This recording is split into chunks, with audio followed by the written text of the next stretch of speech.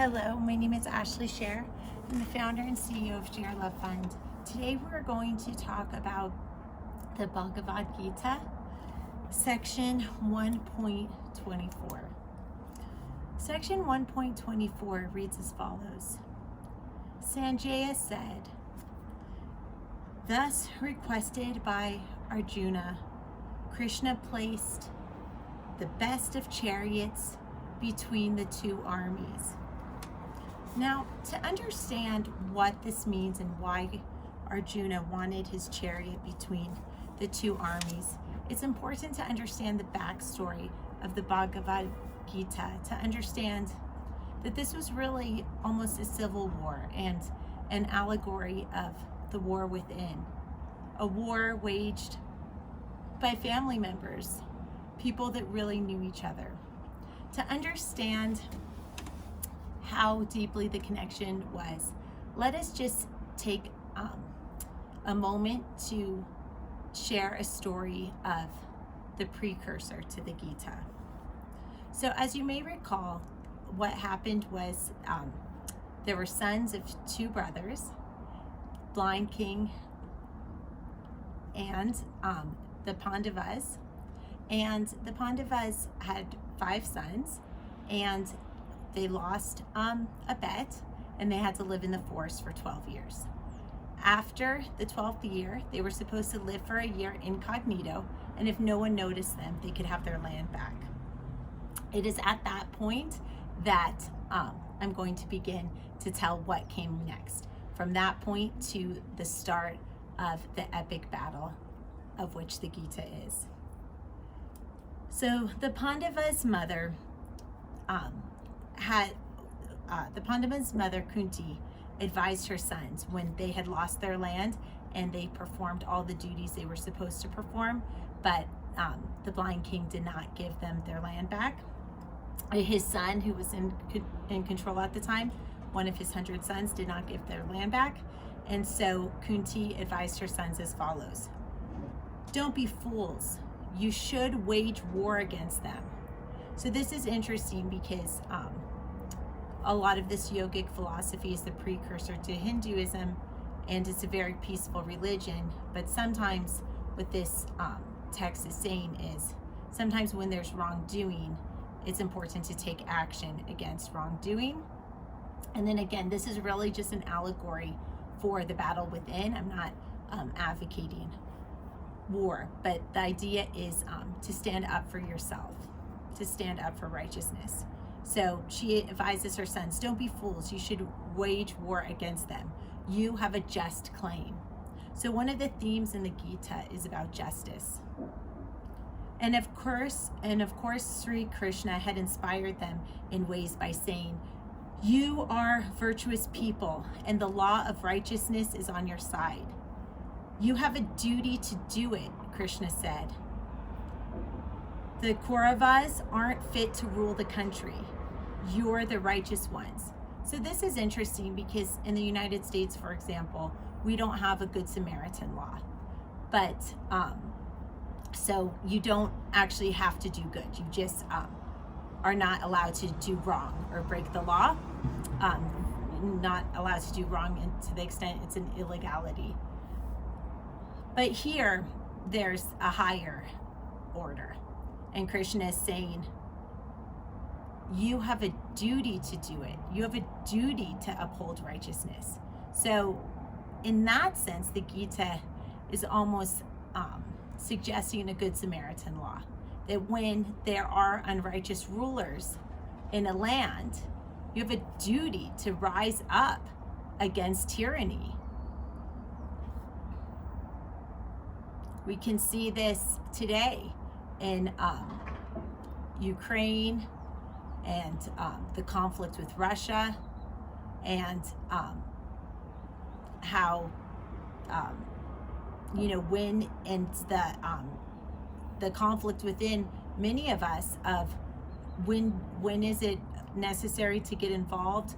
When should someone get involved? So here, according to the Gita, a modern application can be thinking that you have a duty to rise up when people who are controlling the land who aren't righteous.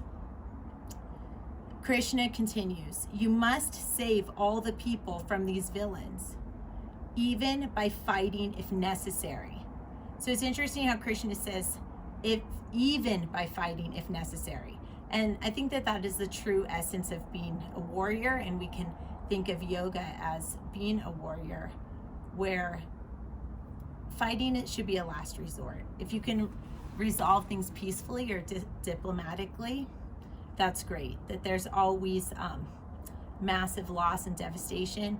The Gita, while the quote-unquote righteous side did prevail, the amount of loss and destruction was heartbreaking, and we saw that in a more modern day example, but with the American Civil War, our ancient history, but not ancient compared to the world's history.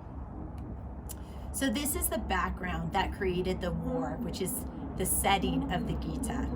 And what is talked about by scholars is that having the Gita in the setting of a war just made it like a great story that was easy to remember and pass through generation to generation, because for much of the time it was an oral history and not a written history.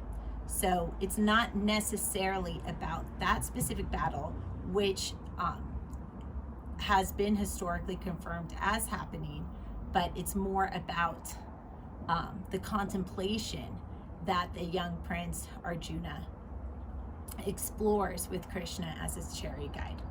So anyway, continuing with the history. So both sides wanted the help of Sri Krishna and this is before the battle. So they knew that there was a disagreement among them. The Pandavas wanted their land back. The sons of the blind king did not want to give them their land back.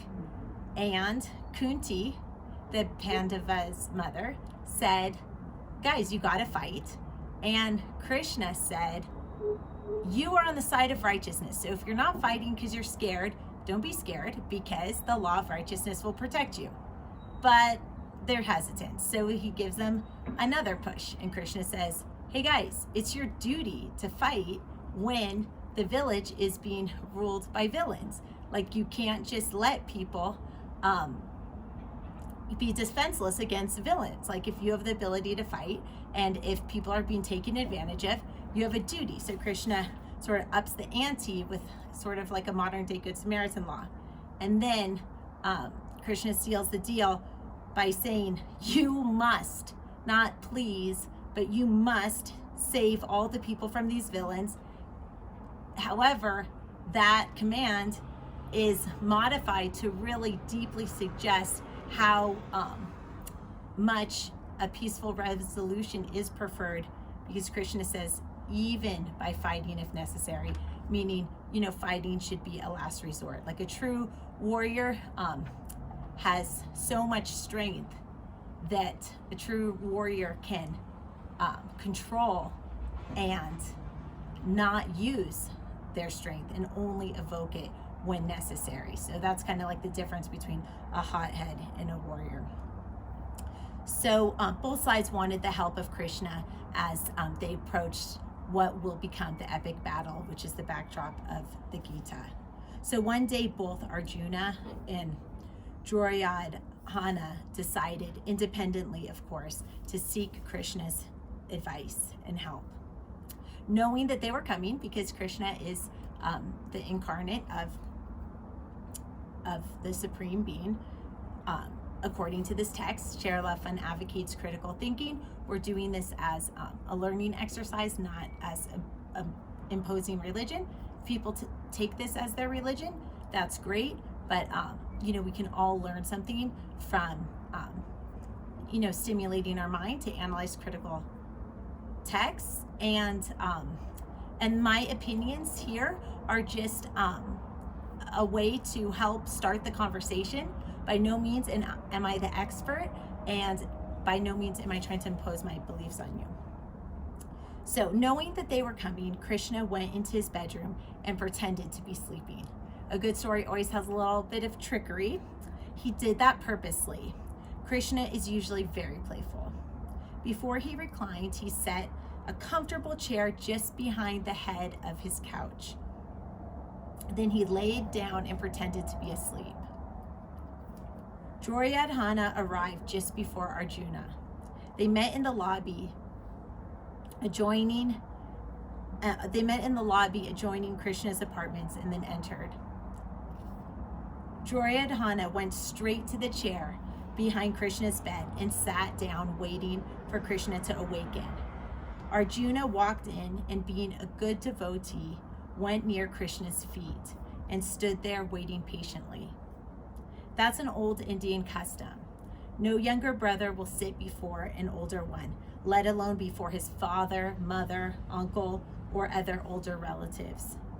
Even if he's only a year younger, he won't sit in front of his brother unless his brother has invited him to do so. It's not out of fear, it's a way to show respect. Even today, this is still done in some places. You never lose anything by showing your respect. Now you'll see what Arjuna gained through his respect. He stood there patiently. After a few minutes, Krishna's sleep was over. What do you see when you first wake up and you just open your eyes? The one standing by your feet. So with a pure heart, Arjuna is actually pretty clever, but he didn't come up with that. He didn't mastermind how to stand by his feet so he's seen first. He just approached the situation with a pure heart. And we can apply that today by saying, when you approach a situation with an abundance of compassion, it leads to better decision making. So, and also we see today that when we don't think about ourselves first, sometimes we're able to make more rational decisions. So Arjuna wasn't thinking, oh, my feet hurt from my long walk to Krishna's apartment. Arjuna was just thinking, how do I show respect? So he was getting out of his own mindset and thinking about others. And many religions and philosophers will say that there is salvation in service to others, or something that just feels really good about collaborating and supporting others. Hello, Arjuna, Krishna said. When did you come? Have you been standing there long? Why don't you sit? So here, Krishna has invited Arjuna to sit, and as we said, it's impolite it was the custom to stand when you are younger than the person you are with. No, I'm happy to stand, sir, Arjuna said. Then Krishna turned and saw Duryodhana. Hello, Duryodhana. You're also here. That's fine. When did you come? I came here first to ask for your help. You should give preference to the one who comes first. So we see a total difference in respect. One is demanding and the other is humble and standing at the feet. Krishna looked at Arjuna, who nodded. So Arjuna is like, I don't want to fight. That's his sort of theme all the way through the Gita. You know, if he says he wants to go first, let him go first. And I think that there's a lot to be said for that. You know, sometimes one of the things I love to say in ShareLove.Fund is being right is not the same as being happy. And sometimes we just have to let some things go. Like if this person really is insistent to cut in line, you know what, let them go first. Like we'll probably get there at a similar time anyway. So Krishna looked at Arjuna, who nodded as if to say that he had also come for Sir Krishna's help. Then Krishna spoke. Duryodhana, I believe you when you say you came first, but I was sleeping when you both came. As I awoke, my eyes fell first on Arjuna. You came first, but I saw him first. Therefore, I should help you both. To be neutral and impartial, I'll give you each something. I'll divide my energy into two portions. One of you can have my entire army. The other can have just me, unarmed. And I won't fight. Now you have the choice before you. As you know, the younger of the two should be allowed to choose first. Now, Arjuna, think well before you make your choice. Duryodhana was thinking, oh gosh, don't let him ask for the army, because When you're so attached to material things, all you think is, oh, I want those big guns, I want the army. Of course, they didn't have guns, but bows and arrows. Without you, sir, said Arjuna, what could I do with an army? It's enough just to have you. And he fell at Krishna's feet. You get what you want, said Krishna. That's fine with me, Duryodhana was so relieved. What am I going to do with you? I want your entire army, your power. And this is a really profound point we can end on. But all people have an infinite amount of creativity, and we can make something out of nothing. That's how anything has ever been made. And the things that we have, it could get destroyed in a fire. It could get lost. It could get misplaced. And we spend so much energy on attachment, making things bigger, better. But the thing is, as long as you have yourself, a sound mind and a healthy body, you can do anything. And Arjuna exhibits this faith. He exhibits this faith that with Krishna, with wisdom, anything is possible.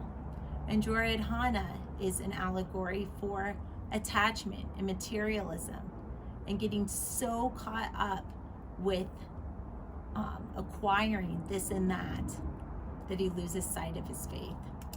Thank you so much for your time today. We'll end that section 1.24 and we'll go on to the next section in the next video. Namaste.